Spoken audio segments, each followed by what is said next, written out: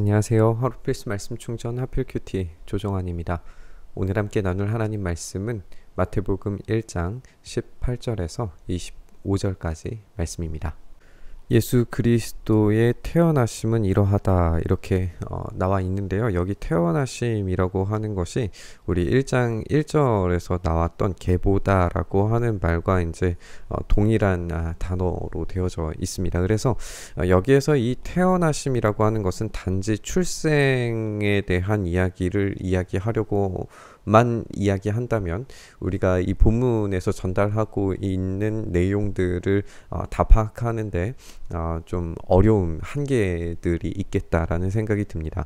1장 1절에서 아브라함과 다윗의 아들 예수 그리스도의 계보다라고 이렇게 되어 있는데 결국에는 이 계보다라고 하는 말이 처음으로 이제 등장을 하게 되는 거거든요.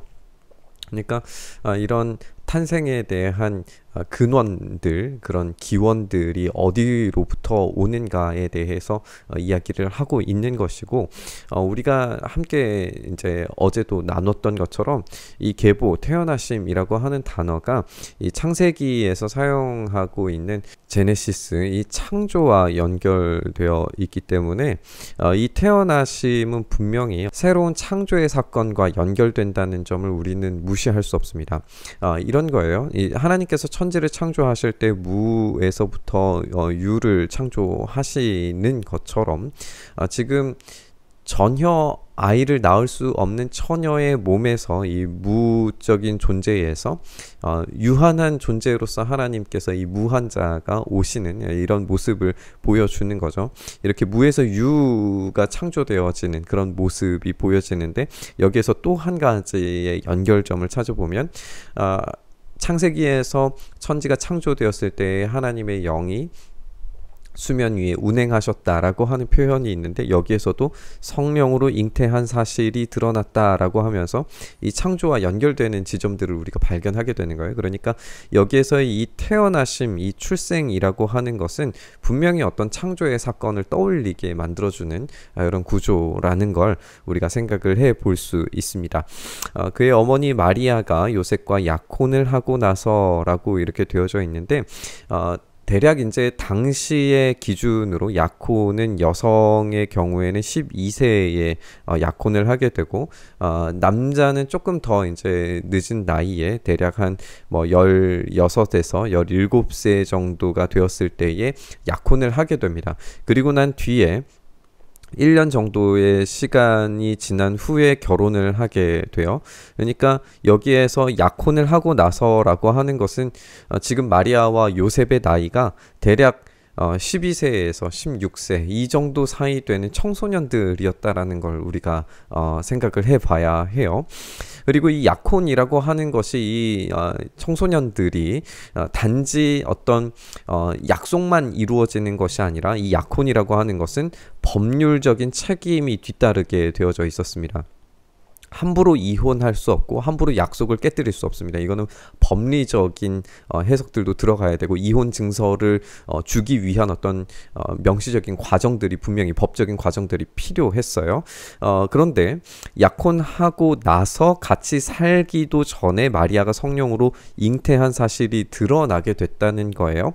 그래서 이제 이 마리아의 남편 요셉은 의로운 사람이어서 약혼자에게 부끄러움을 주지 않으려고 가만히 파혼하려고 했다. 라고 돼 있어요. 여기 이 의로운 사람이라고 하는 이 표현에서 우리가 두 가지를 생각을 해볼 수 있는데 하나는 정말 도덕적으로 영적으로 그렇게 순수하고 깨끗한 의로운 사람이라고 생각을 할 수 있고 두 번째로는 이 법률적으로도 이 하나님과 율법에 대해서 성실하게 그 의무와 책임을 지려고 다는 사람이라는 걸 우리가 여기에서 알 수 있습니다. 그러니까 지금 요셉의 나이가 대략 한 뭐 17살에서 18살 정도에 되는 그런 청소년이라 할지라도 그가 하나님 앞에서 살아가려고 하는 그런 율법에 순종하는 그런 사람 그리고 도덕적으로도 매우 뛰어난 그런 모습을 보여주는 사람이라는 것을 여기에서 표현해주고 있는 거예요. 그것에 대한 이제 반응을 우리가 뒤에서 살펴보게 되는 건데 약혼자에게 부끄러움을 주지 않으려고 가만히 파혼하려고 했다라고 하는 거예요. 이제 파혼을 하기 위해서는 방법이 있는데 이혼 증서를 줘야 됩니다. 이혼 증서를 줄 때에 원래 가늠한 여자에게 이혼 증서를 주기 위해서는 이 공중에서 아주 이제 사람들이 모여 있는 곳에서 공개적인 망신을 주는 형태로 파혼할 수 있습니다. 만약에 그렇게 되었을 때에 이 죄에 대한 대가 그리고 그런 책임들은 다 여성에게 가기 때문에 자기는 책임질 것이 아무것도 없게 되고 자기는 스스로 깨끗하고 의로운 사람임을 증명해낼 수 있어요. 근데 이 공중에서 이렇게 법적으로 파혼과 이혼 증서를 주게 되면은 심각한 경우에는 여성의 경우 이제 보호받을 수 있는 것들이 없기 때문에 심각한 경우에는 죽음에 이를 수 있습니다. 요셉이 의로웠다는 것이 단지 율법적으로 의로웠다라고만 볼 수 없는 것이 이 남자는 요셉은 도덕적으로도 매우 훌륭한 어떤 기준과 가치를 가지고 있는 것으로 보여요. 그래서 어떻게 된 일인지는 모르겠지만 이 여성을 공중에서 이혼 증서를 주게 되면은 아주 심각한 문제, 심지어 죽지는 않다고 하더라도 사회적으로는 완전히 이제 버림받은 존재가 될 수 있기 때문에 가만히 파혼함으로써 다른 남자와 결혼할 수 있도록 해주는 것을 선택하려고 해요. 여기 가만히 파혼하다는 방법을 우리가 생각을 해보면 당시에 이제 증인의 역할을 할 수 있는 사람은 두세 사람이면 충분했습니다. 그렇기 때문에 두세 사람 앞에서 이혼 증서를 줌으로써 파혼을 하게 되면 적어도 내가 어느 정도의 일부분의 의심은 살지라도 이 여성은 다른 남자에게 시집 보낼 수 있다라는 그런 판단을 하게 된 거죠. 그러니까 이 도덕적으로 법률적으로 굉장히 탁월한 남자였다라고 하는 것을 우리가 이제 생각을 해볼 수 있는 거예요. 요셉이 이렇게 생각을 아주 깊이 숙고하고 계속해서 이제 생각을 한 겁니다. 어떻게 처리를 해야 되는지 이런 방법들을 모두 다 이제 생각을 하게 된 거죠. 근데 주님의 천사가 꿈에 그에게 나타나서 말하기를 다윗의 자손 요셉아라고 이야기합니다. 여기 다윗의 자손이 강조되는 것을 우리가 보게 돼요. 우리는 1장 초반부에서 왕가의 족보로서 다윗의 자손 아브라함과 다윗의 계보 그것을 잇는 예수 그리스도까지 내려오는 왕가의 족보를 살펴봤습니다. 그러니까 여기에서 다윗의 자손 요셉이라고 그렇게 이야기하는 것은 왕가의 자격으로서 지금 이 아이를 어떻게 대해야 하는지 굉장히 큰 책임과 책무가 있다는 것을 보여주는 말이기도 해요. 근데 여기에서 두려워하지 말라라고 그렇게 이야기를 합니다. 생각을 해보면 이 마리아를 내 아내로 마저 드린다는 것은 지금 약혼 상태예요. 아직 결혼 상태가 아닌 상태에서 아이를 먼저 가졌고 출산한 것을 보이게 되면 그것은 굉장한 수치스러움입니다. 수치스러움은 이 당시의 유대교 문화에서 그리고 지금도 마찬가지죠. 중동의 어떤 문화에서 이 수치는 굉장히 끔찍한 형벌입니다. 그러니까 이런 수치를 각오하고서라도 내 아내로 맞아들이는 것을 두려워하지 말라라고 하는 것은 자신의 인생 전체, 자기의 시작점부터 앞으로 살아가게 되는 모든 인생의 여정들에 닥칠 그런 어려움들을 각오해야 된다는 것이고 그것을 두려워하지 말라라고 이야기하고 있는 거예요. 그 태중에 있는 아기는 성령으로 말미암은 것이다. 그러니 어떤 도덕적 문제가 있는 것이 아니니 데리고 오는 것을 두려워하지 말아라. 그것은 지금 하나님께서 하고 계신 것이다 라고 이야기를 하는 거예요. 그래서 이것이 왜 이런 일들이 벌어지고 있는지 말씀을 통해서 이제 천사가 이야기해 주는데 마리아가 아들을 낳을 것이니 너는 그의 이름을 예수라고 하여라. 그가 자기 백성을 그들의 죄에서 구원하실 것이다. 여기 예수는 이제 히브리어로 번역을 하면은 여호수아와 동일한 이름이 될 겁니다. 이 예수아라고 불려지는 이 이름을 붙여줌으로써 자기의 아들로 삼게 되는 거죠. 이사야에서도 이제 그런 말씀이 있죠. 내가 너를 지명하여 불렀나니 너는 내 것이다 라고 하는 말씀처럼 요셉은 마치 하나님께서 예수님을 성자 하나님을 자기 아들로 삼으시는 것과 마찬가지의 모습을 여기에서 이제 대리적으로 보여주게 될 겁니다. 이름으로써 다윗 왕가의 아들로서 예수님이 편입된 양자로 입적하게 되는 그런 일들이 벌어지게 되는 거죠. 이 모든 일이 일어난 것은 주님께서 예언자를 시켜서 이르시기를, 이제 이사야에 등장하는 예언인데요. 보아라, 동정녀가 잉태하여 아들을 낳을 것이니 그의 이름을 임마누엘이라 할 것이다 하신 말씀을 이루려고 하신 것이다 라고 이렇게 이야기해 줍니다. 사실 이사야 본문을 보면 이 동정녀, 이 처녀라고 하는 것이 그냥 단지 젊은 여성으로만 되어져 있어요. 젊은 여성으로 되었기 때문에 당시에 이사야가 이 예언을 했을 때에 그것이 일부분 성취된 것으로 보는 것이 옳습니다. 그런데 이 당시에 이제 히브리어로 기록된 젊은 여자가 아들을 낳아서 이런 약속들을 하나님께서 지키신 것이 일부 성취가 된 것은 맞지만 이 번역이 히브리어에서 헬라어로 번역되는 과정에서 훨씬 더 좁은 의미로서 처녀로 번역을 하게 돼요.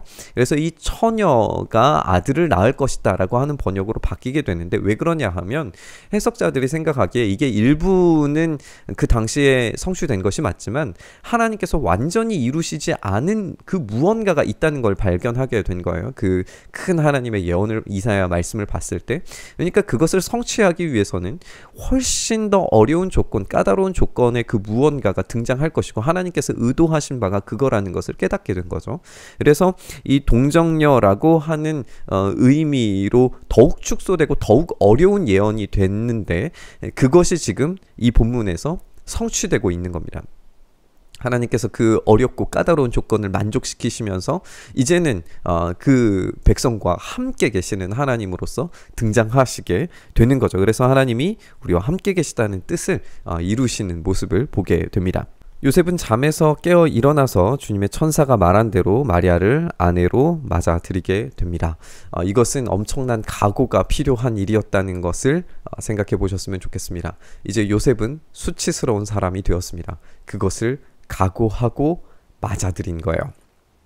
그러나 아들을 낳을 때까지는 아내와 잠자리를 같이 하지 않음으로써 이 순결하고 정결한 상태에서 죄 없으신 분으로서 탄생하신 예수님에 대한 이야기, 여기에서 이제 강조되고 있는 것을 보게 됩니다. 아들이 태어나니 요셉은 그 이름을 예수라고 부릅니다.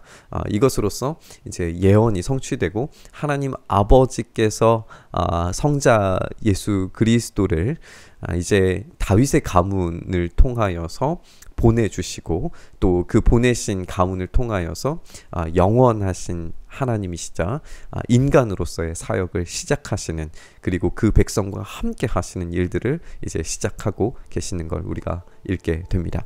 우리가 함께 살펴본 것처럼 이 말씀의 성취와 더불어서 불과 14살, 18살 정도의 어린 청소년들이 자신의 모든 미래를 온전히 드리고 헌신하고 순종하는 모습을 우리가 발견하게 됩니다.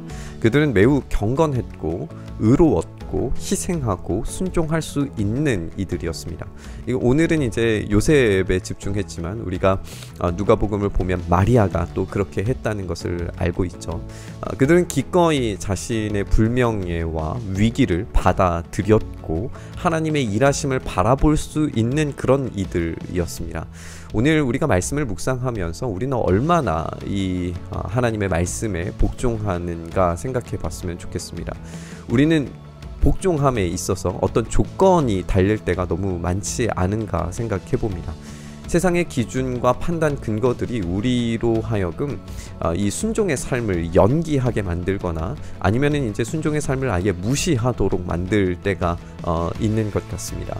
우리가 전적인 복종과 헌신의 삶을 살기 위해서는 이런 위기조차도 하나님께서 일하고 계신다, 하나님께서 함께 하신다, 그 모든 것을 책임져 주신다라고 하는 그 확신이 정말 필요한 것 같습니다.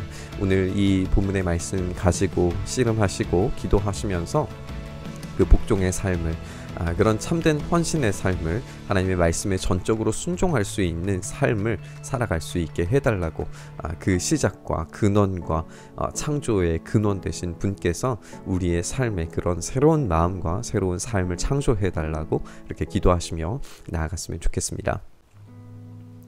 주님, 그렇습니다. 우리의 삶에 그 새로운 일들을 행하여 주시옵소서. 우리가 지금까지 복종하지 못하고 말씀에 순종하지 못했던 그런 삶들을 내려놓고 어떤 위기와 아픔과 어려움에도 불구하고 주님의 말씀에 엎드려 온전한 순종과 복종으로 나아갈 때에 우리 주님께서 책임져 주시며 함께 하시며 온전케 하시는 그 놀라운 은혜를 경험할 수 있도록 주여 역사하여 주시옵소서. 이렇게 우리의 삶 붙들어 주시길 소망하며 우리 주님 예수님 이름으로 기도드리옵나이다. 아멘.